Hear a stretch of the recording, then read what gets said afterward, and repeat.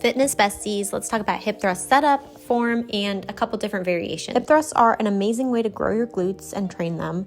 And first I'm going to show you what not to do. So you can see here, I'm putting the bench above my shoulder blades, overarching my back. That's going to hurt your back. If you have pain during hip thrusts, evaluate that. Here I'm showing you the proper way. So you position the bench underneath your shoulder blades. You want to be parallel with the ground at the top, okay? You don't want to overextend.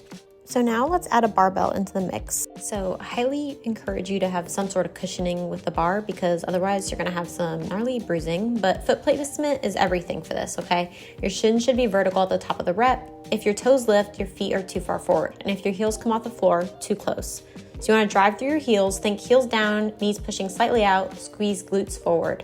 Don't push your hips up by arching your lower back. Brace before you lift, take a deep breath in and brace your core. The actual thrust, you want to drive your hips upward by squeezing your glutes, not by throwing your torso back. You want to pause for a second at the top. Think about pushing your belt buckle towards the ceiling. This posterior pelvic tilt maximizes your glute activation. You also want to lower with control. Don't crash down and keep tension the whole way down. Keep your ribs down while your hips drop. Here, I'm going from a normal hip thrust straight into a Kaz hip thrust, which is an awesome hip thrust variation. So a Kaz hip thrust is a shorter range, top half only variation of the hip thrust, where you stay in constant tension with your glutes. You can think of it as a hip thrust, but you never drop your hips all the way down, okay? It's not a bridge, it's not a pulse, it's a controlled tension focused thrust. You can work this into your workouts in a bunch of different ways. The way I'm doing it here is I'm doing a normal hip thrust straight into a Kaz, and I do this for several reps. This was brutal, okay?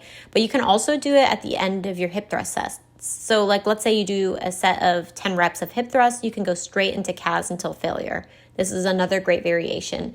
And if you're only doing regular hip thrusts and you're not incorporating different variations, you are missing out on a lot of glute gains. Once your form is consistent, it's time to load up that bar. Glutes are a large, powerful muscle group. They respond to tension. If you stay too light for too long, you're basically just rehearsing, not growing. So once your form is consistent, your ribs stay down, chins are vertical, and you can hit that clean 1 second squeeze at the top, it's time to load up that bar. Glutes only grow with progressive overload. So one form of progressive overload is adding weight.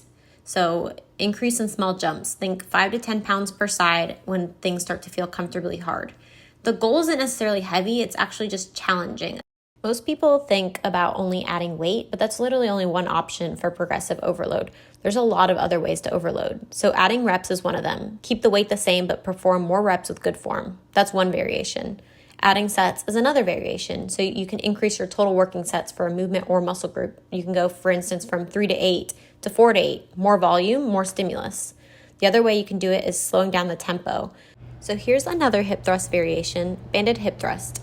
So this is just like your regular hip thrust, but with a resistance band looped around your knees to add lateral tension. So instead of pushing the weight up, you're also pushing out against the band. So you hit the glutes in two directions, hip extension, which is the main thrust, and then hip abduction, which is the knees out. So these are really effective for activation in the glute med and upper glute area. It also helps with better knee tracking, so people who cave their knee inward during hip thrusts can get instant feedback because the band will help teach you to maintain alignment. It's also great when you use it for burnout sets for that high rep range, and it really helps with that mind-muscle connection, and that helps you feel your glutes working throughout the hip thrust. I hope this video was helpful, and leave me a comment with what else you'd like to see.